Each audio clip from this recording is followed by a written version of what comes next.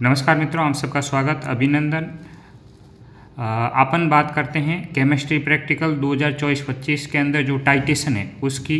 तो उसके अंदर जो पहला क्वेश्चन दे रखा है जिसमें आपको मिलेगा एक तो नाउन सॉल्यूशन, जिसमें एपीएस का जो मोलरता दे रखी होगी वो m/30 और KMnO4 की सांद्रता ग्राम प्रति लीटर में ज्ञात करनी है।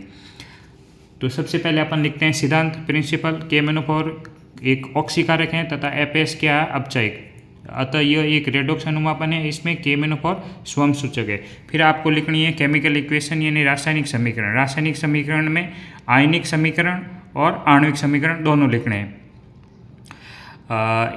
वैसे इसको याद करके भी लिख सकते हैं और इसको बनाना चाहें तो बना भी सकते हैं। इसके लिए मैंने एक वीडियो पहले से अपलोड कर रखा है, अपन इसको किस प्रकार बना के 2 मिनट में लिख सकते हैं। ये होगी आपके रासायनिक समीकरण और आणविक समीकरण। फिर आपको बनानी है आपको प्रेक्षण सारणी। प्रेक्षण सारणी में देखो विशेष ध्यान रखना, प्रेक्षण सारणी में सबसे पहले आपको पिपेट द्वारा लिया गया ज्ञात विलयन यानी जो एपीएस का है वो अपन हमेशा पिपेट की सहायता से कोनिकल फ्लास्क में लेते हैं। 20-20 ml लेना है। फिर ब्यूरेट का पाठ्यांक, ब्यूरेट के पाठ्यांक में भी प्रारंभिक पाठ्यांक और अंतिम पाठ्यांक। प्रारंभिक पाठ्यांक हमेशा 0 यानी हमेशा आपको ब्यूरेट को 0 तक भर के फिर काम करना है। और जो अंतिम पाठ्यांक आएगा या अंतिम जो रीडिंग आएगी वो लिख लेनी है। और उसके बाद ब्यूरेट द्वारा लिया गया KMnO4 का विलयन यानी आपको B-A करना है, तो आएगा 19.9।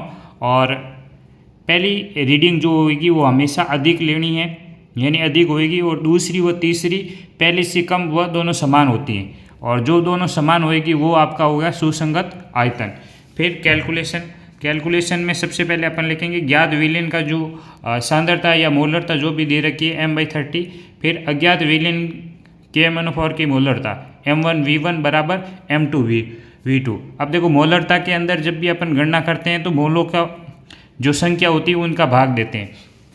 ये मोलों की संख्या देखो यहाँ से आती है, यानी जो KMnO4 का जो जितने से गुणा कर रखा है इन्हें अपन मोलों की संख्या बोलते हैं।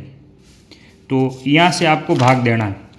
तो अपन ने लिया है m2v2 अज्ञात, तो B ये अज्ञात वाला हो जाएगा। KMnO4 को कितने से गुणा किया हुआ है, 2 से गुणा किया हुआ है। और दूसरा है m1v1, ये इसका जो A का मान हो जाएगा वो 10। ये m1 हो जाएगा आपका एपीएस की मोलरता m/30 और एपीएस का आयतन यानी जो आपकी पिपेट के द्वारा लिया गया जो V1 है ये वाला, ये आपका हो जाएगा 20। और m2 KMnO4 की मोलरता जो कि ज्ञात करनी है, और V2 KMnO4 का आयतन जो कि आपका सुसंगत आयतन होगा वही आपका क्या होगा, V2। फिर इस फॉर्मूले के अंदर ये सारे वैल्यू रख देनी है और इसका गणना करनी है।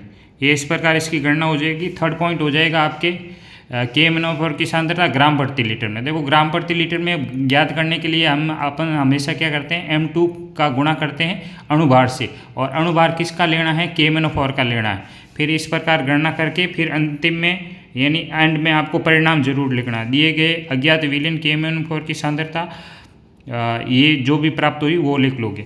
अब ये जितने भी पॉइंट है ये पॉइंट जरूर लिखने हैं। प्रत्येक पॉइंट के अलग अलग नंबर है। जैसे आपने परिणाम नहीं लिखा है तो आपका 1 नंबर या 1.5 नंबर जो भी कट जाएगा। और गणना आपको पूरी करनी है। और परीक्षण सारणी के भी 2 नंबर अलग से होते हैं। तो परीक्षण सारणी आप ढंग से बनाओगे तो 2 नंबर आपके वैसे ही इसमें मिल जाते हैं। और 2 नंबर होते हैं ग्लास वेयर के, यानी जो आप अपन उपकरण का यूज करते हैं उसको किस प्रकार अपन यूज करते हैं, क्या कीप वगैरह अपन हटाते हैं या नहीं हटाते हैं, या जो ब्यूरेट की जो नोजल होती है उसके अंदर किसी प्रकार का बबल वगैरह तो नहीं है।